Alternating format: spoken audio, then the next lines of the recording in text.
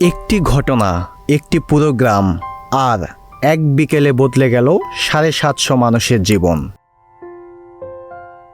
আফ্রিকার প্রত্যন্ত অঞ্চলের এক দৃশ্য এখন বিশ্বজুড়ে সবাইকে চমকে দিয়েছে। কোনো জোর জবরদস্তি কিংবা প্রলোভন নয়, শুধুই ভালোবাসার টানে এক সারিতে দাঁড়িয়ে পুরো একটি গ্রামের ৭৫০ মানুষ একসাথে পাঠ করলেন পবিত্র কালেমা।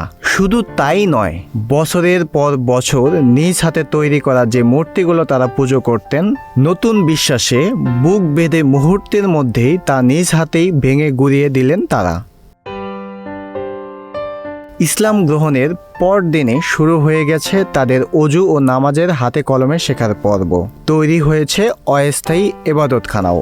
সত্যি, বন্দুক বা ক্ষমতার শক্তিতে নয়, ভালোবাসা দিয়েই যে মানুষের মন জয় করা সম্ভব, আফ্রিকার এই সরল মানুষগুলোই যেন সেটাই আবার প্রমাণ করে দিল। জাহিদুল ইসলাম, নিউজ ফ্ল্যাশ 71।